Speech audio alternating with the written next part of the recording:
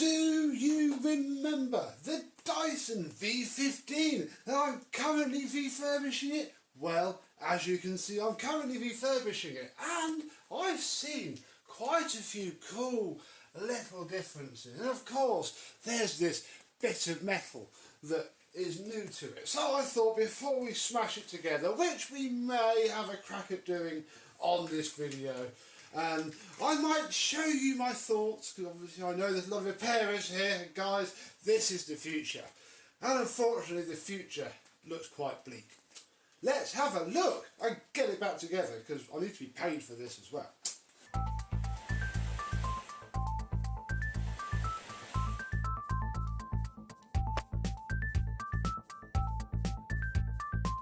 Yes, hello, my vacuum cleaner chums. How are you today? We have quite a full screw card and we've not even got every single screw out that we could. The Dyson V15 does follow on from the V10, the V11, on this, because there's now another one. I mean, you know how out of date I am, but yeah, it's a part.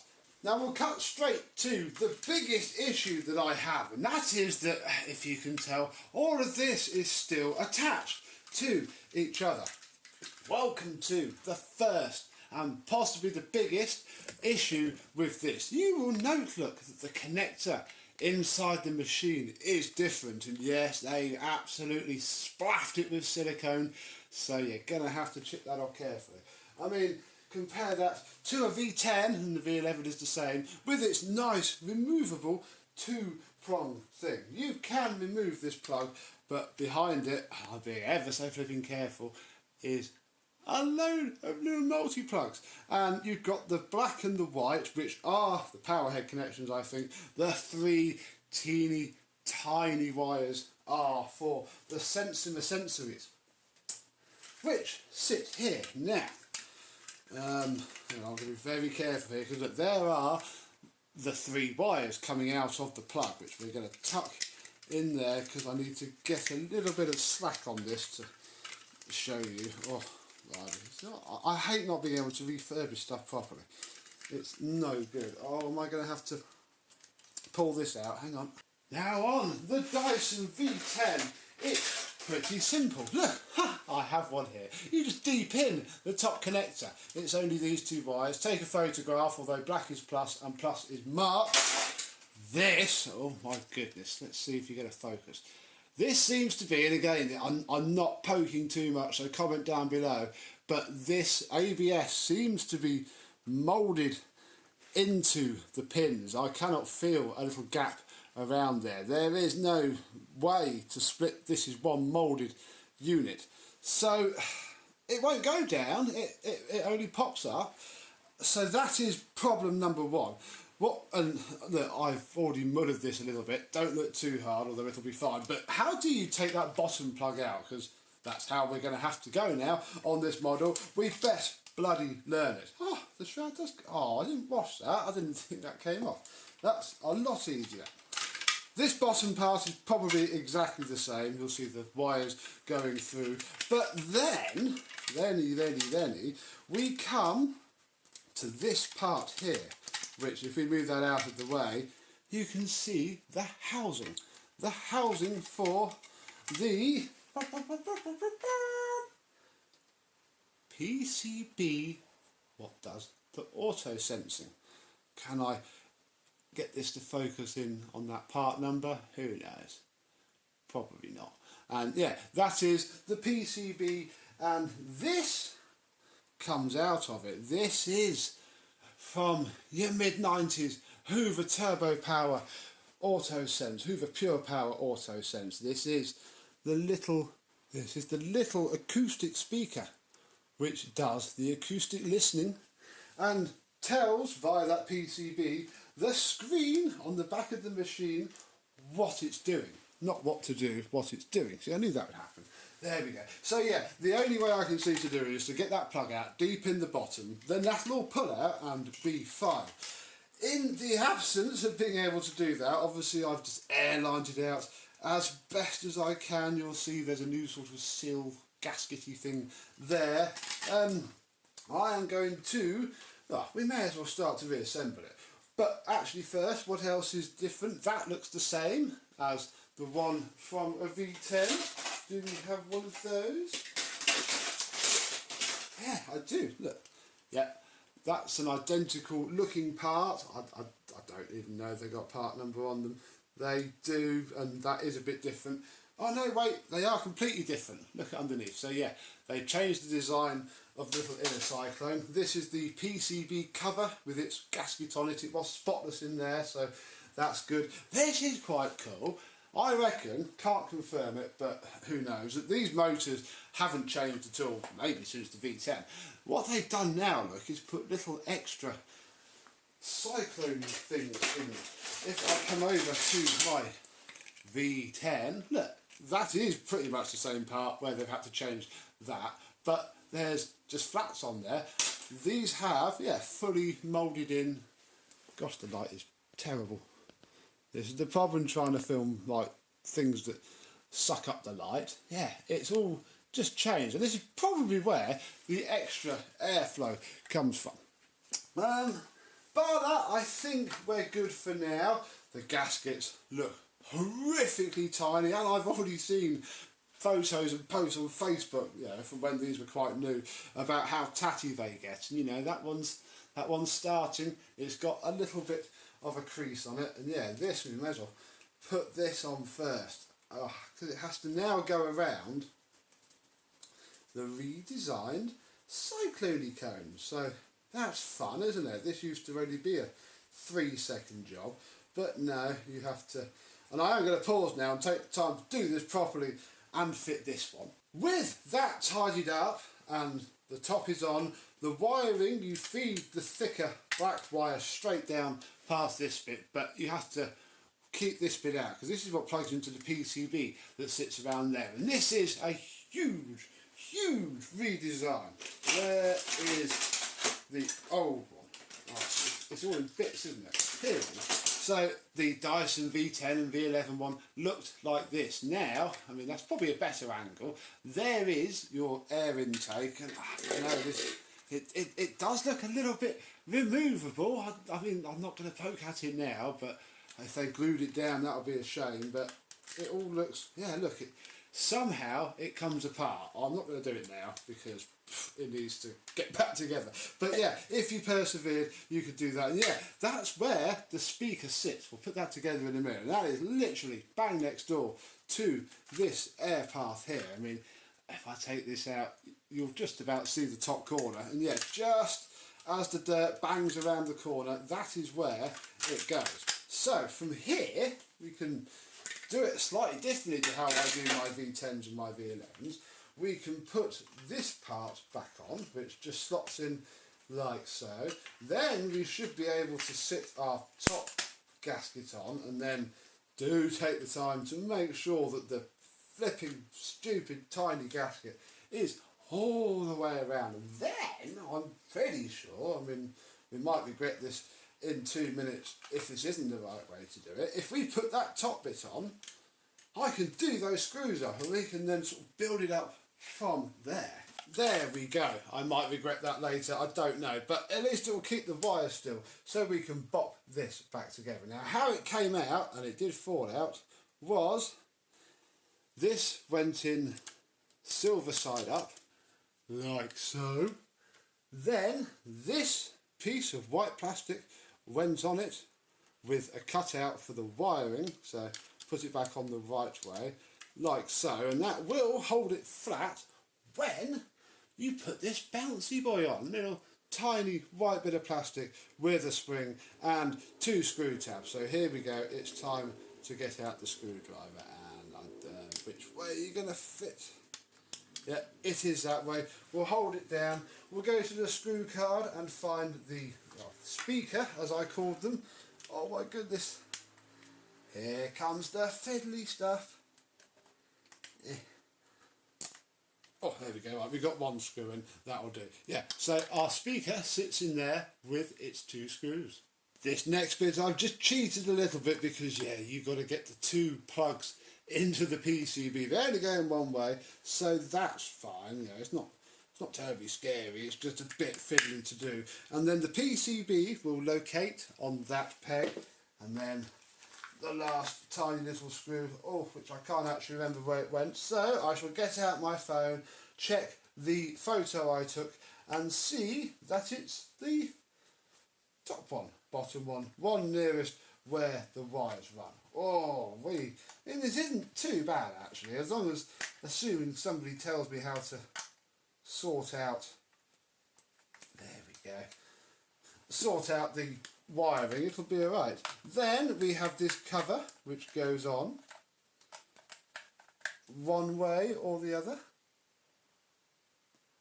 Sticker down. Yay, always take photos, folks. There we go. 4 screws for our PCB cover, 2 are under the tape. With that screwed into place, we can take our shroud and rather easily actually slide it up into place until it clicks in. And it was a lot easier to remove as well than a V10/11. So we can get rid of our last 3 long screws.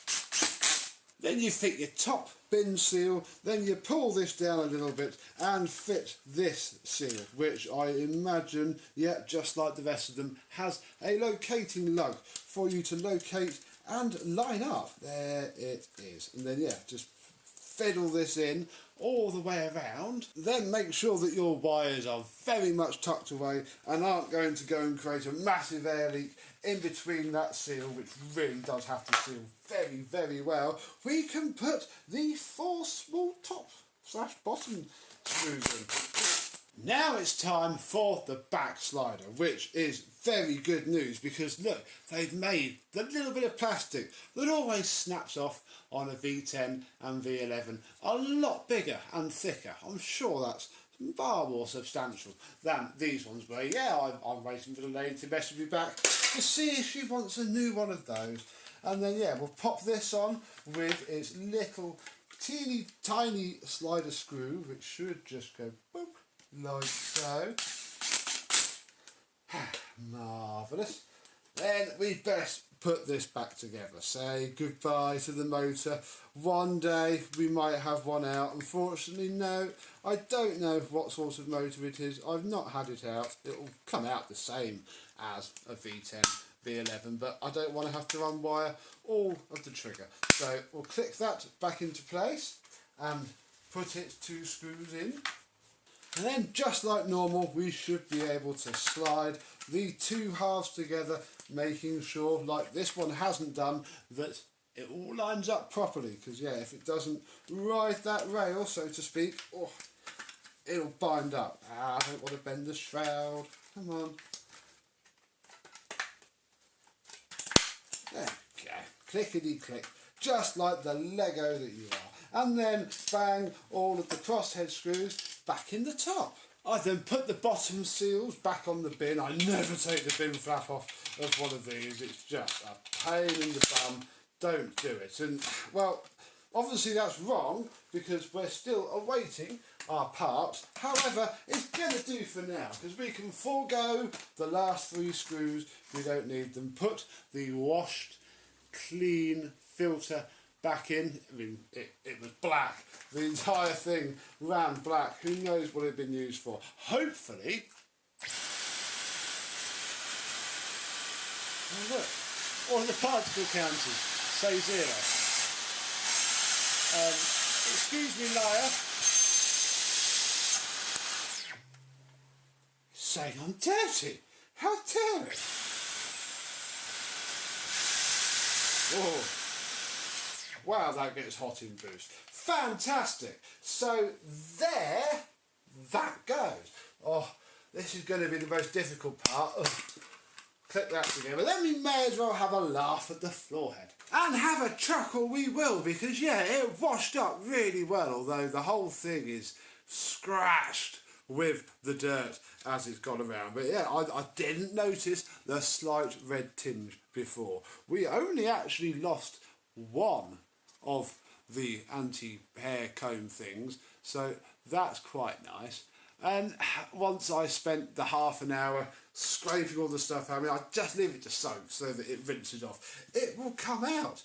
the sticker on the brush roll is starting to go not very nice, and I just cannot get over the state of those black bristles. Blimey, even the red ones look a little bit sorry for themselves. We can take a Dyson V10 motor and compare it to this, which is almost like a Dyson V11 one, so not much to compare. However, the wiring, where are we, is a lot thicker. I don't quite know why. I've never known one of those heads to ever fail. But there we go, nice thick wiring. And it sort of goes together just like a torque head. If you've done a high torque head, you'll know what one of these is. You have to get your caps onto your front plate and then hold it upside down and lower the top onto it like so. Check that the gate's open and do gatey things. And then we may as well smash these front screws in, because I think that's all we need to do for now, at least to hold it in place. No, don't do that. I'll keep the footage in because it's probably some nice close-up shots of it, but no, blimey, never do that first. Do this first. Push the wiring into place, and oh, it's got a stupid rubber grommet thing. Why? I'm sure I've seen this before as well, so that's then got to go in there as you try and get everything else into place. Oh, what you've got to now do is fiddle that little grommet really well into place, and we'll start to get the wiring run. And I'm probably going to have to put this on as well, because this all goes together first, then that front bit goes on. But yeah, I've got to sort that wiring out first. Hang on.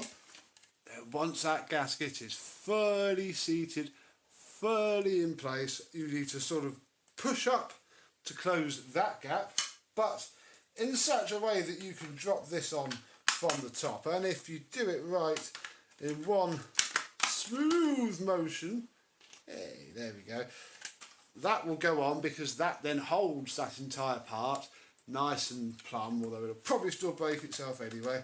Or then, oh, I flexed it a little bit, there we go, snap it all together basically. Then we put this on, probably going to do it in the same way, because that little white wheel looks like it's about to be a pain in the bum, and we're ever so close now, ever so close. Come on.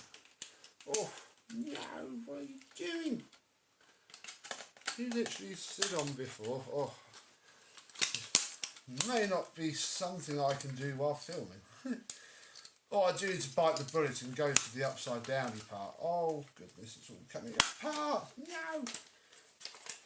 Welcome to the real world of repairing these things, folks. Once you get the knack, you'll be alright. I don't have the knack on that on these heads yet. No, right, we're doing more issues that way. So